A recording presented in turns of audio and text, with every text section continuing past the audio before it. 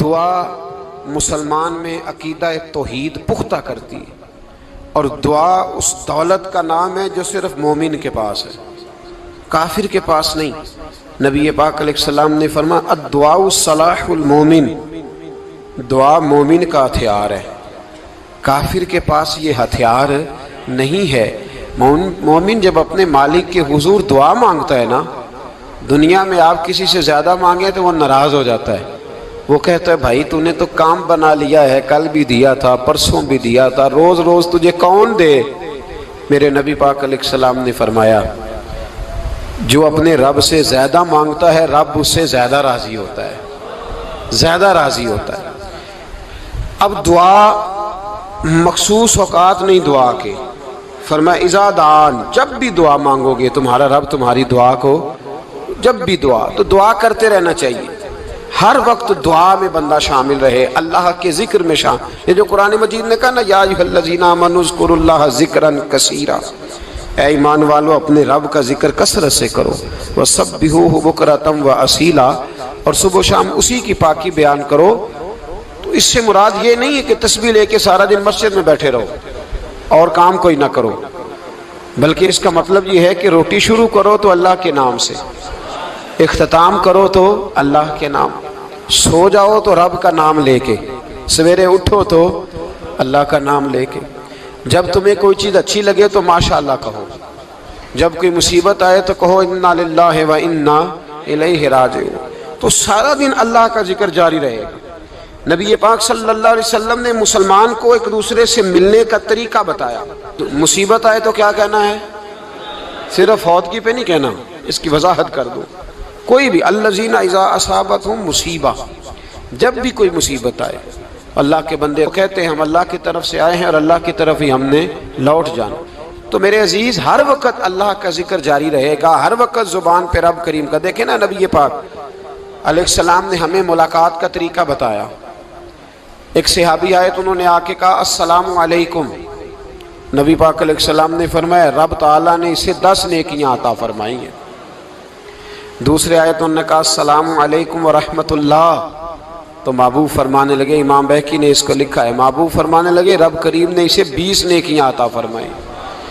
ایک اور آئے، عرض کیا السلام علیکم ورحمۃ اللہ وبرکاتہ، محبوب فرمانے لگے اللہ نے اسے 30 نیکیاں عطا فرمائی۔ اچھا اس کا مطلب کیا ہے؟ السلام علیکم، تم پر سلامتی ہو، سادہ ترجمہ یہ ہے کہ تم سلامت رہو، تم سلامت رہو، ورحمۃ اللہ وبرکاتہ، تم پر اللہ کی رحمت بھی ہو اور اس کی برکتیں بھی ہو۔ وہ کیا کہتا ہے؟ وہ کہتا ہے وعلیکم السلام، تم پر بھی سلامتی ہو، ورحمۃ اللہ وبرکاتہ، اللہ کی رحمت ہو اور اس کی۔ یہ جو مسنون دعائیں ہیں نا جو حضور نے ہمیں دعائیں سکھائیں ہر موقع پہ، ان کا کمال دیکھیے۔ اب ایک مسلمان نے آتے کہا السلام علیکم، اس کا مطلب کیا ہے؟ تم پر۔ اب وہ جھگڑا کرے گا اسے مارے گا، اس کا مال چھینے گا؟ اس نے تو آتے ہی کہا ہے تم پر سلامتی ہو۔ تو جو سلامتی کی دعا دینے والے ہیں وہ جیب تھوڑی کاٹیں گے، وہ غبن تھوڑی کریں گے، ڈاکہ تھوڑا ڈالیں گے۔ اسلام نے لفظ ہی وہ سکھایا ہے کہ فرمایا جب تم نے ملنا ہے تو تم نے دعائیں کرنی ہیں ایک دوسرے کے لیے۔ اب ہمارے ہاں نئے نئے لفظ آ گئے، ٹیلی فون اٹھایا تو کہا ہیلو، اس کا کیا ترجمہ ہے؟ کون ہے؟ اس کا کیا ترجمہ ہے؟ جی جناب، اس کا کیا مطلب؟ ہم نے دیکھا بڑے بڑے سمجھدار لوگ السلام علیکم کی بجائے کہتے ہیں کیا حال ہے؟ بھئی کیا عجیب بات ہے، بھئی کیا حال ہے کا کیا مطلب ہوا؟ وہ بعد میں کرنے کی بات ہے۔ اور کچھ تھوڑا سا جو ادیب ہیں، جو بیچارے حروف کے پیچ و تاب میں رہتے ہیں، وہ کہتے ہیں آداب عرض ہے۔ وہ کیا ہوتا ہے جی؟ اسلام نے دعا سکھائی ہے السلام علیکم، یہ کتنی خوبصورت دعا ہے۔ جب آپ گھر کے اندر داخل ہوئے تو آپ نے دعا دی السلام علیکم، یہ دعا دی آپ۔ ایک صحابی حاضر خدمت ہوئے، عرض کی یا رسول اللہ صلی اللہ علیہ وسلم میرے گھر میں غربت رہتی ہے، کیا کروں؟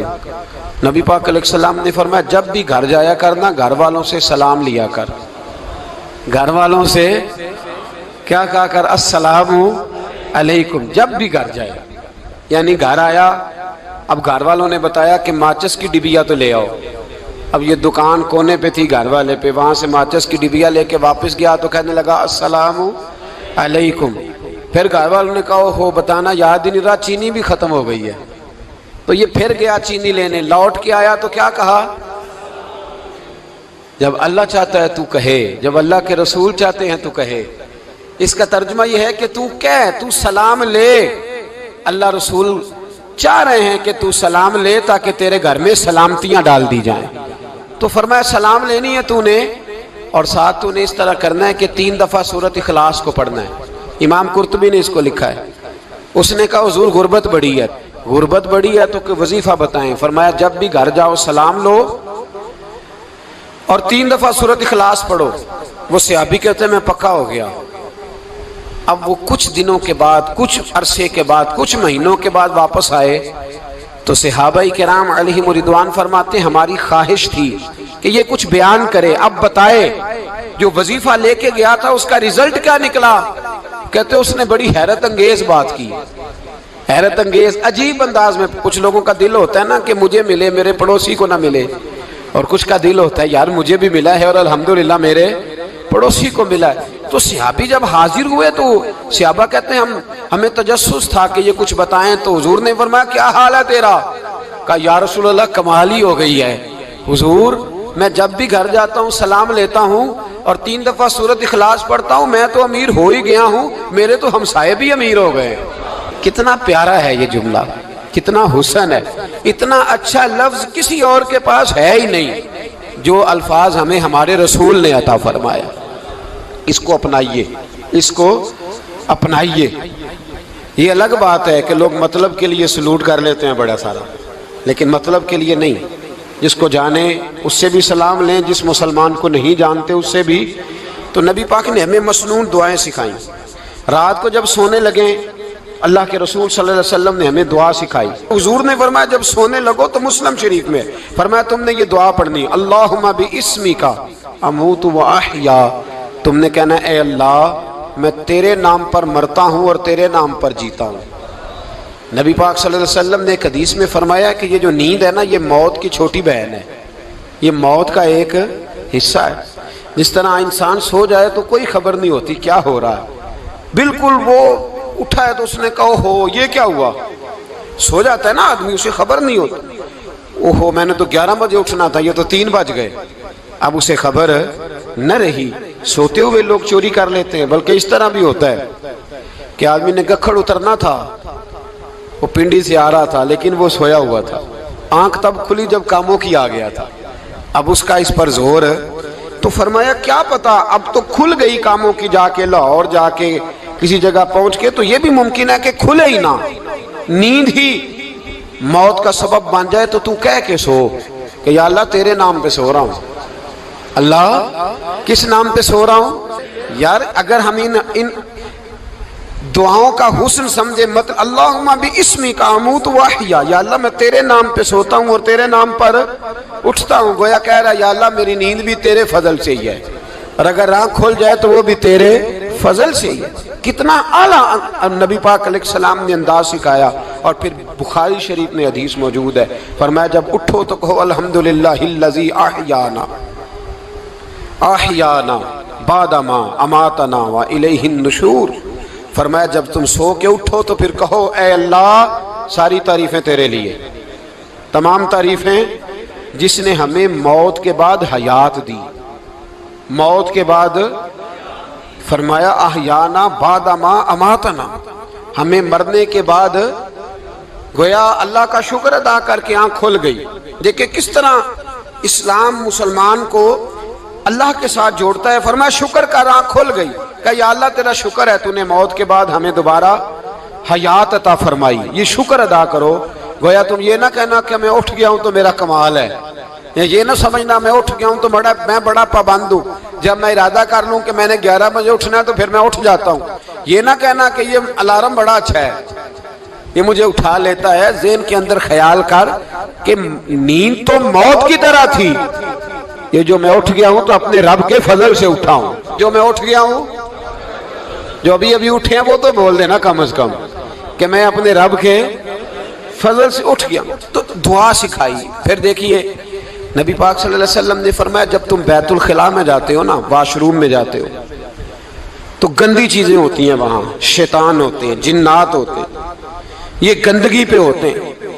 جب تم واش روم جاؤ، بیت الخلا جائے، تب بھی دعا مانگو۔ کیا دعا مانگو؟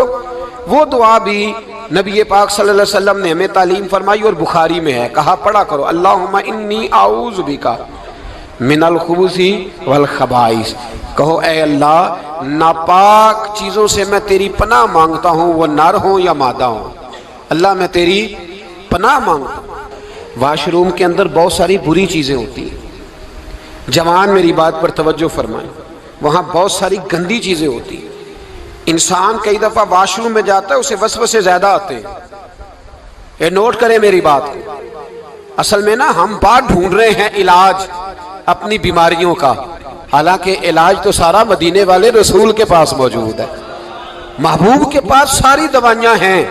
تو نبی پاک علیہ السلام دیکھیں نا، انسان واش روم میں جاتا ہے، اسے وسوسے آتے، برے خیالات آتے، وہ گناہ کی طرف کئی دفعہ مائل ہوتا ہے، تو کہا تو دعا پڑھ کے جا، اللہم انی اعوذ بکا، یا اللہ میں تیری پناہ مانگتا ہوں، من الخبث والخبائث، ہر خبیث اور بری چیز سے میں تیری پناہ مانگتا ہوں، وہ نر ہو یا یار کتنا عظیم دین ہے، کتنا عظیم میرے مصطفیٰ کریم کا وہ والا دین ہے۔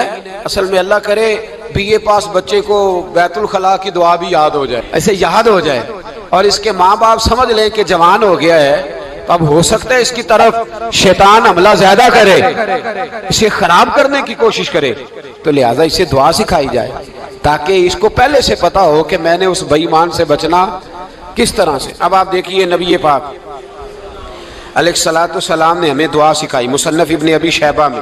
کون سی دعا؟ واش روم سے نکلنے کی۔ اللہ اکبر، بڑی زبردست دعا ہے، بڑی زبردست۔ آپ یقین کریں اس ایک ایک دعا پر ایک ایک پورا بیان ہو سکتا ہے، ایک ایک۔ یہ اس لیے نہیں میں کہہ رہا کہ میں کوئی عالم فاضل آدمی ہوں، آپ کہیں گے کہ بتا رہے ہیں میں بڑا پڑھا لکھا ہوں، صرف یہ عرض کر رہا ہوں کہ اس کے فوائد پر، ثمرات پر جو اللہ تبارک و تعالی امت کو دیتا ہے، ان دعاؤں کی جو فضیلت حدیثوں میں آئی ہے، اور پھر جو اس کے فوائد ہے، اور اس پر بات کروں تو ایک دعا تقاضا کرتی ہے کہ اس پر پورا ایک لیکچر ہونا چاہیے۔ دیکھیے آپ واش روم سے نکلے، دعا کیا ہے؟ دعا کے لفظ کیا؟ الحمدللہ الذی، ایک حدیث میں لفظ ہے غفرانک، غفرانک، اے اللہ میں تجھ سے بخشش چاہتا ہوں۔ اور جو مشہور اور معروف ہے، مصنف ابن ابی شیبہ کی روایت فرمایا الحمدللہ الذی اذھب عنی العذا وعافانی، فرمایا اے اللہ تیرا شکر ہے۔ واش روم سے نکلا ہے تو کہہ رہا ہے یا اللہ تیرا شکر ہے، تو نے مجھ سے اذیت دور کی، وعافانی، اور تو نے مجھے عافیت عطا کر دی، اذیت دور کر دی اور عافیت۔ بولیے، واش روم سے نکلا ہے تو کیا کہتا ہے؟ یا اللہ تیرا شکر ہے، تو نے مجھ سے اذیت دور کر دی اور مجھے عافیت۔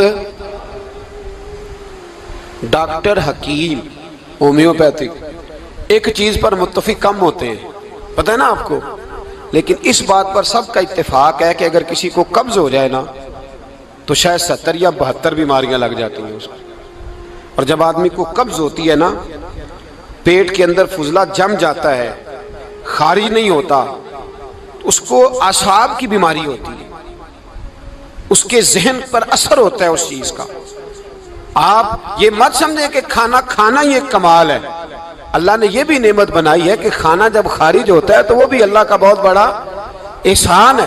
تو فرمایا تو سمجھا ہی نہیں، اگر تجھے قبض ہو جاتی، تیرے پیٹ کے اندر وہ چیز جم جاتی، تیرے لیے کتنی تکلیف کا باعث تھی۔ ان لوگوں سے پوچھئے جو اس کے بیمار ہیں، اس کے مریض ہیں، وہ کتنی تکلیف میں رہتے ہیں، سر میں درد ہوتا ہے، سر چکراتے ہیں۔ ایک بہت بڑا روڈ ایکسیڈنٹ ہوا تو ڈرائیور سے لوگوں نے پوچھا کہ مسئلہ کیا ہے، تو کہنے لگا میں قبض کا مریض ہوں، تو میں کھانا کھا لیتا ہوں تو میرے ذہن پر وہ اس قدر زیادہ گیس کا غلبہ ہوتا ہے کہ میں سخت تکلیف میں ہوں۔ نبی پاک علیہ السلام نے ہمیں سمجھایا اور بتایا کہ سمجھ لو یارو، کھانا کھانے کی نعمت تو اللہ نے تمہیں عطا فرمائی ہے، لیکن کھانا کھانے کے بعد اس کا اخراج بھی اللہ کی بہت بڑی نعمت ہے، تو اللہ کا شکر ادا کرو۔ پھر جب آپ گھر سے نکلیں گے تو بھی اس کی دعا ارشاد فرمائی، بسم اللہ توکلت علی اللہ، اللہ کے نام سے گھر سے نکلتا ہوں اور میں نے بھروسہ بھی اللہ کے نام پہ کیا۔ جب گھر سے نکلیں تو کس کے نام پہ بھروسہ کریں؟ بولیے حضرت رابعہ بصریہ رحمت اللہ علیہا، آپ تشریف لے گئیں حج کرنے، جس دن واپس آئیں اپنا اونٹ کہہ گئیں جاتی دفعہ، کہنے لگی اللہ میں تیرے حوالے کر کے جا رہی ہوں اور بسم اللہ توکلت علی اللہ، بھروسہ بھی تیری ذات پہ ہے۔ جس دن واپس آئی نا اسی دن کسی نے بتایا کہ اماں آج ہی تیرا اونٹ مر گیا ہے، تو اونٹ کے سرانے کھڑی ہو کے کہنے لگی مولا میں تو تیرے نام پہ تیرے پہ بھروسہ کر کے گئی تھی، تیرے حوالے، میں تو تیرے گھر گئی تھی۔ تو لوگ کہتے ہیں اماں کے منہ سے لفظ نکلے تو اونٹ زندہ ہو کے کھڑا ہو گیا، کھڑا ہو گیا ہوں۔ تو اماں کہنے لگی نہیں تمہیں ہی غلطی لگی ہے، مرا ہی نہیں تھا، پہلے سے ہی موجود تھا، گویا اپنی کرامت بھی نہیں ظاہر ہونے دی۔ تو بھائی گھر سے نکلیں تو کس لفظ پر کہ یا اللہ میں تیرے بھروسے پہ نکل رہا ہوں میں، اس کے دو فائدے ہوں گے، ایک تو آپ اللہ کی امان میں جا رہے ہیں، اللہ کی امان میں آ رہے ہیں، اور دوسرا جس گھر کو آپ چھوڑ کے جا رہے ہیں اسے بھی اللہ کی امان میں دے کے جا رہے ہیں۔ تو کتنا لذت والی دعا ہے جو نبی کریم علیہ السلام نے ہمیں سکھائی۔ اب ذرا حدیث سنیں خوش ہو کے، دیکھیں حضور نے دعا سکھائی، فرمایا جب دیکھ لو نا کسی کو ہنستا ہوا، کیا کرتا ہوا؟ ماشاءاللہ آپ تو ہنسنے لگے۔ جب کسی کو ہنستا ہوا دیکھو تو کہا کرو اضحک اللہ سنک، یہ دعا یہ بخاری ہے، فرمایا دعا مانگا کرو جب کسی مومن کو ہنستے ہوئے دیکھو تو دعا مانگو اضحک اللہ سنک، اللہ تجھے ہنستا ہی رکھے، اللہ تجھے، بولیے جل نہ جایا کرو کہ میں پریشان ہوں تو یہ ہنس کیوں رہا ہے، جھلا نہ کرو، بلکہ کیا کہا کرو اللہ تجھے ہنستا رکھے، اللہ تجھے۔ نبی پاک صلی اللہ تعالی علیہ وآلہ وسلم نے فرمایا، ترمذی میں حضرت اسامہ بن زید رضی اللہ تعالیٰ عنہ سے حدیث مروی ہے، حضور نے فرمایا جس نے کسی کے ساتھ احسان کیا اور جس پر احسان کیا، اگر اس نے یہ دعا پڑھ دی نا جزاک اللہ خیرا، تو فرمایا اس نے اللہ کی بھی پوری حمد کر دی اور محسن کا صحیح شکریہ بھی ادا کر دیا۔ کیا کہنا ہے؟ جزاک اللہ، اللہ تجھے بہترین جزا عطا کرے۔ اس کا ترجمہ کیا ہے؟ اللہ تجھے بہترین، کیونکہ حضور فرماتے ہیں من لم یشکر الناس ولم یشکر اللہ، جس نے بندوں کا شکریہ ادا نہیں کیا اس نے اللہ کا بھی شکریہ ادا نہیں کرنا۔ تو کیا کہنا چاہیے؟ جزاک اللہ خیرا۔ اور اگر اماں کہتی ہو بچوں کو انگریزی سکھانی ہے تو کیا کہنا ہے پھر؟ شکریہ ادا کرنے میں کیا کہنا ہے؟ Thanks, thank you. او خدا کے اس کا ثواب کتنا ہے؟ بولے انگریزی ایک زبان ہے، اس کو زبان ہی رہنے دیں گے۔